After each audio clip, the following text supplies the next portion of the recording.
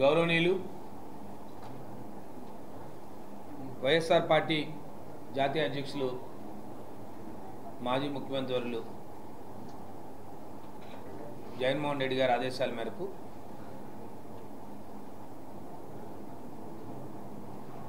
రేపు 3వ తారీఖుని విజయనగరం జిల్లా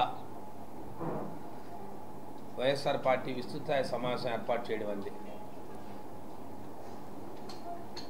మరి ఈ సమావేశం ముఖ్య అతిథులుగా గౌరవనీయులు శాసనమండలి ప్రతిపక్ష నేత అయినటువంటి మాజీ మంత్రివర్యులు పెద్దలు బొత్స సత్యనారాయణ గారు, అలాగే మాజీ మంత్రివర్యులు మరి ఉత్తరాంధ్ర జిల్లాల రీజనల్ కోఆర్డినేటర్ అయినటువంటి కురసాల కన్నబాబు గారు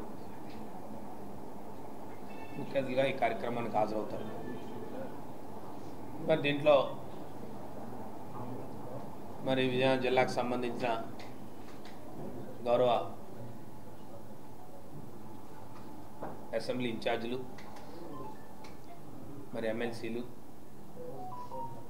మరి ఎంపీలు, పిఎస్సి మెంబర్లు, మాజీ ఎంపీలు, వైఎస్ఆర్ పార్టీకి సంబంధించిన ప్రజాప్రతినిధులందరూ కూడా, ముఖ్యంగా ఎంపీపీలు, జడ్పీటీసీలు, మండల పార్టీ అధ్యక్షులు, అలాగా ఇతర అనుబంధ విభాగాల అధ్యక్షులు, వైఎస్ఆర్ పార్టీలో మండల స్థాయి నుంచి రాష్ట్ర స్థాయి వరకు అన్ని విభాగాల్లో ప్రాతినిధ్యం వస్తున్న ప్రతి ఒక్కరూ కూడా వైఎస్ఆర్ పార్టీలో హాజరు కావాలని చెప్పి ఇప్పటికే అందరికీ సమాచారాలు అందించాం. వారందరూ కూడా రేపు 3వ తారీఖుని హాజరు కానున్నారు. అయితే కార్యక్రమం తాలూకా ముఖ్య ఉద్దేశాన్ని మీ ద్వారా ఈ కార్యక్రమంలో అందరూ హాజరు కావాలని వైఎస్ఆర్ పార్టీకి సంబంధించిన విజయనగరం జిల్లాలో ఉన్న 7 అసెంబ్లీ నియోజకవర్గాలకు సంబంధించిన ప్రజాప్రతినిధులందరూ కూడా వైఎస్ఆర్ పార్టీకి సంబంధించిన కార్యకర్తలు, ముఖ్య నాయకులు అందరూ హాజరు కావాలని చెప్పాం. మీ ద్వారా మరొకసారి వారందరూ హాజరు కావాలని చెప్పి కోరుతూ, మరి గౌరవ మా పార్టీ జాతీయ అధ్యక్షులు ఇటీవలనే ఈ రాష్ట్రంలో ఉన్న 175 నియోజకవర్గాల అసెంబ్లీ నియోజకవర్గ ఇన్ఛార్జీలతో ఒక సమావేశాన్ని ఏర్పాటు చేశారు. మరి ముఖ్య నాయకులతో ఈ ప్రభుత్వం సంవత్సర కాలం అయింది, కూటమి ప్రభుత్వం ఏర్పడి ఈ సంవత్సర కాలంలో వారు అనేక హామీలు ఇచ్చారు. ఆ హామీలన్నీ కూడా ఇటీవలనే మరి కూటమి ప్రభుత్వం ముఖ్యమంత్రి అయినటువంటి నారా చంద్రబాబు నాయుడు గారు వారు బహిరంగంగానే మరి హామీలన్నీ అమలుపరిచేసాం, సూపర్ 6 హామీలన్నీ అమలుపరిచేసాం, ఇంకా ఇంకో 4 మాటలు ముందుకెళ్ళి కూడా మాట్లాడారు. వారు ఎవరైనా దీనికి సంబంధించి మాట్లాడితే వారు ఏదో చెప్పారు, మీరు ఎవరైనా నిలదీస్తే వాళ్ళ సంగతి ఏదో తెలుస్తాము, ఏవో రకరకాలైన మాటలు కూడా వారు మాట్లాడారు. మీ ద్వారా ఈ జిల్లా ప్రజలందరికీ రేపు 3వ తారీఖున జరగబోయే మా వైఎస్ఆర్ పార్టీ విస్తృత సమావేశంలో ద్వారా ఏదైతే మీరు ఎన్నికలు ఇచ్చిన హామీలన్నీ కూడా అమలుపరిచాం. ఈ అమలుపరిచిన ద్వారా ఏదైతే మరి లబ్ధిదారులు ఉన్నారో, అర్హత ఉన్న ప్రామాణికంగా తీసుకున్న ఈ సూపర్ 6 హామీలు కానీ, లేదు మీరు ఇచ్చిన సుమారు 140 పైచులకు హామీలు కానీ, ఈ హామీలన్నీ కూడా మా అధ్యక్షుల ఆదేశాల మేరకు ఈ సమావేశం ఏర్పాటు చేసుకున్న తర్వాత కార్యాచరణ అంతా కూడా మేము ఆ సమావేశంలో మాట్లాడుకొని ప్రజల దగ్గరికి వైఎస్ఆర్ పార్టీ కార్యకర్తలు నాయకులు అందరం కూడా వారి శాసనసభ నియోజకవర్గ ఇన్ఛార్జ్ ఆధ్వర్యంలో ఒక రచ్చబండ కార్యక్రమాన్ని నిర్వహించి ఏదైతే ఈ ప్రభుత్వం చెప్పింది మేము అన్ని కార్యక్రమాలు అమలుపరిచాము, మేము సూపర్ 6 హామీలు ఇచ్చాము, ఆ హామీలన్నీ కూడా అందిపోయాయని వారు చెప్పారో ఆ కార్యక్రమాన్ని నేరుగా ప్రజల దగ్గరికి వెళ్ళి ప్రతి కుటుంబానికి గత ఎన్నికల్లో మీరు ఏదైతే మీ పార్టీ తరఫున మీరు ఇచ్చిన బాండ్లు కానీ లేదు మీ కార్యకర్తలు నాయకులు ఆనాడు పోటీ చేసిన అభ్యర్థులు వెళ్ళి మీరు ఏదైతే చెప్పారో బాబు షూరిటీ భవిష్యత్తు గ్యారంటీ అని మీరు చెప్పారో అది కాదు, అది బాబు షూరిటీ మోసం గ్యారంటీ అని ఖచ్చితంగా ప్రజల దగ్గరికి వెళ్ళి, ఎందుకంటే ఈ సంవత్సర కాలంలో ఈ దేశంలో అనేక సార్లు ఎన్నికలు జరిగాయి. 5 సంవత్సరాలకు ఎన్నికలకు ఒకసారి ప్రభుత్వం ఏర్పడుతుంది. కానీ ఒక సంవత్సర కాలంలోనే ఇంత వ్యతిరేకత వచ్చిన ప్రభుత్వం ఇంత పెద్ద ఎత్తున మెజార్టీలో గెలిచి సుమారు 160 సీట్లు పైచిలకు మెజార్టీతో 3 పార్టీలు కూటమిగా గెలిచిన మీరు ఈరోజు ఒక సంవత్సర కాలంలోనే అత్యధిక ప్రజాదరణ కోల్పోయిన ఒక ప్రభుత్వంగా మీరు చిరస్థాయిలో నిలుస్తుంది ఈ ప్రభుత్వం ఖచ్చితంగా. ఇవాళ మీ ప్రజాప్రతినిధులందరూ 2వ తారీఖు నుంచి ప్రజల్లో తిరగండి అని చెప్పారు. ఖచ్చితంగా రండి ప్రజల దగ్గరికి. మీరు ప్రతి కుటుంబానికి ఏం చెప్పారు? మీరు ప్రతి ఒక్కరికి అనేక హామీలు ఇచ్చారు. హామీల్లో సూపర్ 6 హామీలు ఉన్నాయి, అది కాకుండా అనేక హామీలు ఉన్నాయి. మీరు చెప్పారు 50 సంవత్సరాలు నిండి వారికి పెన్షన్ అన్నారు, చదువుకున్న విద్యార్థికి నిరుద్యోగ భృతి 3000 అన్నారు, లేదు ఆడబిడ్డ నిధి అని చెప్పి 18 సంవత్సరాలు నిండి మైలుకి 1500 రూపాయలు చెప్పారు, లేదు అర్హత ఉన్న ప్రతి ఒక్కరికి పెన్షన్ 4000 రూపాయలు చెప్పారు. ఇలాంటి అనేక కార్యక్రమాలన్నీ కూడా మీరు చెప్తూ నిన్ననే మీరు మరీ పత్రికల్లో చెప్పారు. ఆ రోజు కూడా రేపు 20వ తారీఖునే మేము వచ్చి రైతు భరోసాను కూడా కేంద్ర ప్రభుత్వంతో పాటు వేస్తున్నామని చెప్పారు. ఈ రోజుకి వచ్చి 2 సంవత్సరాలు అయింది. మీ ప్రభుత్వం రెండు దఫాలుగా రైతు భరోసా రావాలా, 23-24 సంవత్సరం రైతు భరోసా రావాలా, 24-25 రైతు భరోసా రావాలా, 25-26 సంబంధించి రైతు భరోసా రావాలా. ఈ 2 సంవత్సరాల రైతు భరోసా ఇప్పటికొచ్చే రైతాంగానికి ఎక్కడా కూడా ఒక్క రూపాయి కూడా అందిన పాపాలు లేదు. ఇవన్నీ కూడా నేరుగా ప్రతి కుటుంబం దగ్గరికి వెళ్తాం, ప్రతి కుటుంబాన్ని అడుగుతాం. ఆ కుటుంబంలో ఉన్న వాళ్ళందరికీ కూడా మీకు ఎంత ఈ ప్రభుత్వం ద్వారా రావాల్సిన బకాయి ఎంత ఉంది, మీకు ఈ ప్రభుత్వం ద్వారా ఈ రోజు వరకు నేటి వరకు మీకు ఎంత నష్టం చేసింది ప్రభుత్వం అనే విషయాన్ని నేరుగా ప్రజల దగ్గరికి వెళ్ళే ఒక పెద్ద ఎత్తున కార్యక్రమాన్ని మేము వాళ్ళు తీసుకెళ్తున్నాం. ఎందుకంటే మీరు చెప్తా ఉన్నారు సంవత్సర కాలాన్ని అమలు పరుస్తామని చెప్తున్నారు, ఏదో ఆడబిడ్డ నిధంటే P4 అని చెప్తున్నారు. ఆ P4 ఏందో ఎవరికి ఎక్కడ ప్రజలకు ఎవరికి తెలియని పరిస్థితి. మీరు నేరుగా ఎన్నికల్లో 18 సంవత్సరాలు నిండి వాళ్ళు 1500 రూపాయలు అని చెప్పి ఇవాళ ఎవరో వస్తారు P4 కింద అడాప్ట్ చేసుకుంటారు ఆ గ్రామాన్ని, వాళ్ళు వచ్చిస్తారని చెప్తున్నారు. ఎన్నికల్లో అబద్ధ హామీలతో మోసపు మాటలతో మీరు అధికారంలోకి వచ్చారు. తేట తెల్లమైంది. ఇవాళ జగన్మోహన్ రెడ్డి గారు ఎవరైనా కార్యకర్త కోసం పరామర్శకు వెళ్ళినా, లేదు వైఎస్ఆర్ పార్టీ ఈ రాష్ట్రంలో జరుగుతున్న రైతాంగం పట్ల కానీ, లేదు ఈ ప్రభుత్వం తీసుకుంటున్న నిర్ణయాల పట్ల కానీ ఆ రైతాంగాన్ని పరామర్శకు వెళ్తున్నా ఇవాళ ప్రజాదరణ చూసి, ఆయనకు వస్తున్న ప్రజాదరణ చూసి ఇవాళ వారం లేక ఆయన మీద కేసులు కట్టే పరిస్థితి. ఇవాళ కేసులు కడితే వాళ్ళు ఏం జరుగుతున్నాయి, కొన్ని న్యాయస్థానాలు ఏం చెప్తున్నాయి, ఈ రాష్ట్రంలో ప్రజలందరూ కూడా ఏమనుకుంటున్నారు, కేవలం భయభ్రాంతులు చేసో ఒక పోలీస్ వ్యవస్థ ద్వారానో మీరు కట్టడి చేయాలని కోరుకుంటున్నారు. ప్రజాదరణ ఎప్పుడు మీరు ఇచ్చే కేసులతోనో అధికారులతోనో జరగవు. మీరేదైతే ఎన్నికలు ఇచ్చిన హామీలు ఉన్నాయో హామీలన్నీ కూడా మీరు అమలు పరిస్తే ప్రజలు చెప్తారు మేము ప్రజల దగ్గరికి వెళ్తున్నాం.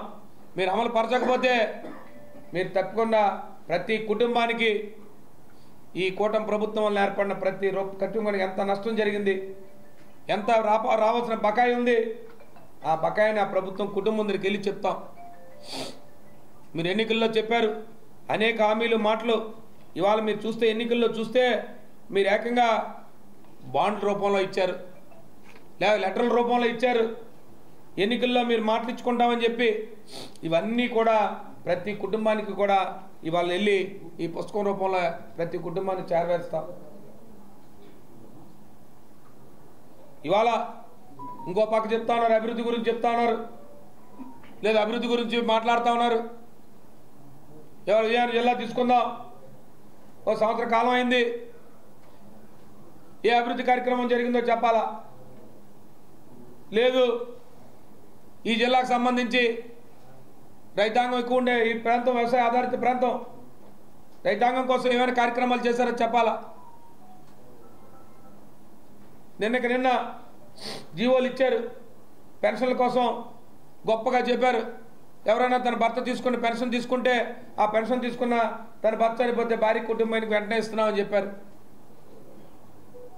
మీరు సెప్టెంబర్ నెల నుంచి ఇచ్చారు, ఓ జీవో ఇష్యూ చేశారు. 3 నెలల కాలం అయినా జీవో ఇష్యూ చేసి 3 నెలలుగా జీవో కాలం చెల్లింది, కానీ ఇప్పటి వరకు ఎదురు చూస్తూ ఉన్నారు. మీరే ఇచ్చారు 80,000 మందికి, సుమారుగా 79,887 మందికి ఓ జీవోని ఇష్యూ చేశారు. మేమందరం కూడా తన భర్త చనిపోయి తీసుకుంటే పెన్షన్ భార్యకి ఇస్తామని చెప్పి, ఇదేం అదనం డబ్బు కాదని గతంలో కూడా చెప్పాను నేను. ఇది గతం నుంచి వస్తున్న పెన్షన్, మీరు ఎక్కడ ఒక కొత్త పెన్షన్ కూడా ఇవ్వలేదని చెప్పాం. ఇవాళ ఆ పెన్షన్ కూడా 3 నెలల నుంచి చెప్తున్నారు. ఇదిగో 12వ తారీఖు అన్నారు, మా సంవత్సర కాలం ఇస్తామన్నారు. ఆ నెల అయిపోయింది, గత నెల అయిపోయింది, ఈ నెల 1వ తారీఖు కూడా అయిపోయింది. ఈరోజు కూడా 1వ తారీఖు పెన్షన్లు ఎక్కడ వాళ్ళకి ఎక్కడ లేవు. సుమారుగా ఈ జిల్లాలో తీసుకుంటే సుమారు 4,000 మంది ఉన్నారు, ఉమ్మడి జిల్లా తీసుకుంటే సుమారు 7,000 మంది ఉన్నారు. ఇవాళ వాళ్ళకి ఎక్కడ పెన్షన్లే. ఆ కుటుంబం ఎంత ఆ పెన్షన్ మీద ఆధారపడి కుటుంబం అయ్యో రామా అని చూసి ఆదుకునే పరిస్థితి లేదా ఈ ప్రభుత్వం మమ్మల్ని అని చెప్పి ఈరోజు ఆదుకునే పరిస్థితి. కాబట్టి ఇవాళ ఈ ప్రభుత్వం కేవలం అబద్ధ హామీలు, మోసం మాటలతో అధికారంలోకి వచ్చింది. ఇవాళ ఎక్కడ కూడా ప్రజాప్రతినిధులు కనపడరు. ఇవాళ చూసాం, పత్రికల్లోనూ చూసాం. మరి గౌరవ సాక్షాత్తు ఆ ముఖ్యమంత్రి గారు సమావేశం పెడితే ఇవాళ గైర్హాజరయ్యే పరిస్థితి. అప్పుడే సంవత్సర కాలంలోనే ప్రజాప్రతినిధుల నమ్మకాలు పోయాయి, ప్రజల దగ్గరికి వెళ్ళామనే పరిస్థితి నెలకొంది. లేదు, ప్రజాప్రతినిధులకు ఉన్న ఈ జిల్లాలో ఉన్న శాసనసభ్యులు కానీ మంత్రులు కానీ ఎక్కడా కూడా సమావేశాలకు రారు. ఏ సమావేశాలు కనపడరు, మండల స్థాయి సమావేశాలు కనపడరు. మండల ప్రజాప్రతినిధుల ద్వారా ఆ గ్రామాల్లో జరిగిన పరిస్థితి చెప్దామంటే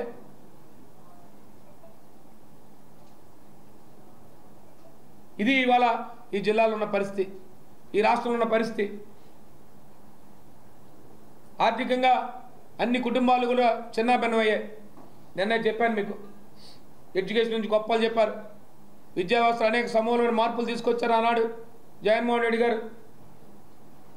ఆనాడు నాడు నేడు ద్వారా స్కూల్ని చేశారు. నేను మా మెరకముడిద మండలంలో సర్వసభ సమావేశం రివ్యూ చేశాను. బహిరంగ అడిగాను ఎంఈఓ గారిని, గత సంవత్సరంలో ఎంతమంది ఉన్నారు ఈ మండలంలో, ఎంతమంది విద్యార్థులు చదువుకుంటున్నారు ప్రభుత్వ పాఠశాలని చెప్పాను. సుమారుగా 5,087 మంది చెప్పారు. ఈ సంవత్సరం ఇప్పటికి వచ్చి ఎంత ఎన్రోల్మెంట్ అయిందని చెప్పాను. 4,000 సుమారు వచ్చింది, 1,100 చిల్లర తగ్గిపోయిందని చెప్పారు. బహిరంగ నివేదికలు చెప్పాయి. ఒక సంవత్సర కాలంలో మీరు విద్యా వ్యవస్థ గురించి గొప్పగా చెప్తారు, మేమే సమూలమైన మార్పులు చేశామని చెప్తారు. ఇవాళ టీఎండ్ ఫిగర్స్ ఎలాంటి ఏ స్కూల్స్లో డ్రాప్అవుట్స్ ఎంతెంత పెరిగిపోతున్నాయో. ఇవాళ ఎక్కడా కూడా విద్యార్థులు ప్రభుత్వ పాఠశాలకు చేరే పరిస్థితి లేదు. పూర్తిగా మౌలిక వసతులన్నీ కూడా నిర్వీర్యం చేశారు. మధ్యాహ్న భోజన పథకాన్ని నిర్వీర్యం చేశారు. ఇవాళ పాఠశాల ఉపాధ్యాయులు కౌన్సిలింగ్ అస్తవ్యస్తం చేశారు. ఇవాళ అప్పుడే మూతపడుతున్న స్కూల్స్ అని ఎన్రోల్మెంట్ లేక మూతపడే పరిస్థితి వచ్చింది. నేను అడిగాను అప్పుడే, ఆ మండలం 3 స్కూల్స్ వచ్చి మూతపడే పరిస్థితి వచ్చింది సార్, సింగిల్ 0 ఎన్రోల్మెంట్ అని చెప్పారు. ఎందుకు చెప్తున్నామంటే ఇవన్నీ కూడా ఈ ప్రభుత్వం తీసుకున్న సంవత్సర కాలంలో అన్ని రంగాల్ని కూడా, అన్ని వ్యవస్థల్ని కూడా చిన్నాభిన్నం చేశారు. కేవలం అవినీతే కార్యక్రమంగా చేసుకుపోతా ఉన్నారు. ఇక జిల్లాల పరిస్థితులను చెప్పక్కర్లేదు. రోజు పత్రికల్లో చూస్తూనే ఉంటాం. ఎక్కడా కూడా ప్రజాప్రతినిధులకి అధికారులకి సమన్వయం లేదు. ఎక్కడా కూడా ఏం జరుగుతుందో కూడా జిల్లాలో తెలిసే పరిస్థితి లేదు.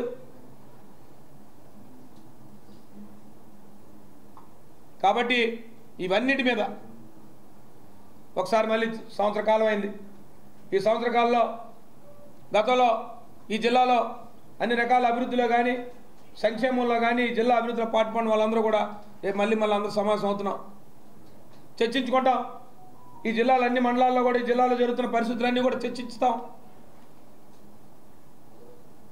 ఏదైతే గౌరవ పార్టీ అధ్యక్షులు ఇచ్చిన ఆదేశాలు ఉన్నాయో ఆ ఆదేశానుసారం ప్రజల దగ్గరికి వెళ్తాం. దాంతోపాటు మా పెద్దలు మా నాయకులు ఇచ్చిన సూచనలు, గతంలో మనం ఏ రకంగా ఈ జిల్లాను అభివృద్ధి చేశాం, ఈ జిల్లాను అభివృద్ధి పదంలో తీసుకెళ్ళాం, ఆనాడు ఏ రకంగా పనిచేసాం, ఆనాడు ప్రజలకు ఎలా అందుబాటులో ఉన్నారు ప్రజాప్రతినిధులు, ఈనాడు ప్రజాప్రతినిధుల తాలూ పరిస్థితులు ఏంటి, ఇవాళ ఈ జిల్లాలో జరుగుతున్న పరిస్థితులు ఏంటి కూడా చర్చించే పరిస్థితిని రేపు చేస్తున్నాం. కాబట్టి ఇవాళ పత్రికా సోదరులు మీడియా ద్వారా ఈ జిల్లా ప్రజలందరికీ తెలియజేస్తా ఉన్నాం. ఓ ప్రతిపక్ష పార్టీగా బాధ్యతతో అధికారం ఉంటే ప్రజల తరపున ప్రజల కోసం పనిచేస్తాం, ప్రతిపక్షంలోకి వెళ్తే ప్రజల తరపున పోరాటం చేస్తాం. ఖచ్చితంగా ప్రజల తరపున ప్రజల కోసం ఈ కూటమి ప్రభుత్వం ఇచ్చే హామీలు ఇచ్చిందో, ఏవైతే చెప్పి మోసం చేసి మాటలు చెప్పాయో, ఏవైతే అనేక కార్యక్రమాలు చేస్తామని చెప్పారో అవన్నీ మళ్ళీ ప్రజల దగ్గరికి వెళ్ళి గుర్తు చేస్తాం. మీ మేనిఫెస్టోని గుర్తు చేస్తాం, మీరు ఇచ్చిన హామీలు గుర్తు చేస్తాం, మీరు చెప్పిన మాటలు గుర్తు చేస్తాం, మీరు ఆనాడు ఎన్నికల్లో చెప్పిన ప్రతి మాటని కూడా గుర్తు చేసి రేపు కార్యాచరణ చేస్తున్నామని చెప్పి మీ ద్వారా తెలియజేసే విధంగా ఆ కార్యక్రమాన్ని చేస్తున్నామని చెప్పి ఈ పత్రికా సోదరుల ద్వారా రేపు 3వ తారీఖు కార్యక్రమానికి మరొక్కసారి మీ ద్వారా ఈ జిల్లాలో ఉన్న మా శాసనసభ నియోజకవర్గ ఇన్ఛార్జీలందరికీ కూడా కోరుతా ఉన్నాను. ప్రతి ఒక్కరూ కూడా వైఎస్ఆర్ పార్టీ కార్యకర్త అందరూ కూడా ప్రధాన భూమిక పోషించిన వాళ్ళందరూ కూడా ఈ సమావేశంలో భాగస్వాములు కావాలని చెప్పి వాళ్ళందరికీ కూడా మీ ద్వారా తెలియజేస్తూ పెద్దలుగా హాజరవుతున్న సమావేశంలో ఏదైతే గౌరవ మన జాతీయ అధ్యక్షులు ఇచ్చిన ఆదేశాలని అమలు పరిచే విధంగా లేదు ఇంకొంతగా ఈ జిల్లాకు సంబంధించిన ఏ విషయాలైతే మనం ఇంకా నేరుగా ప్రజల దగ్గర తీసుకెళ్లి ప్రజల తరపున పోరాటం చేసే విధంగా ముందు కార్యాచరణ చేస్తామని చెప్పి మీ ద్వారా తెలియజేస్తా ఉన్నాను.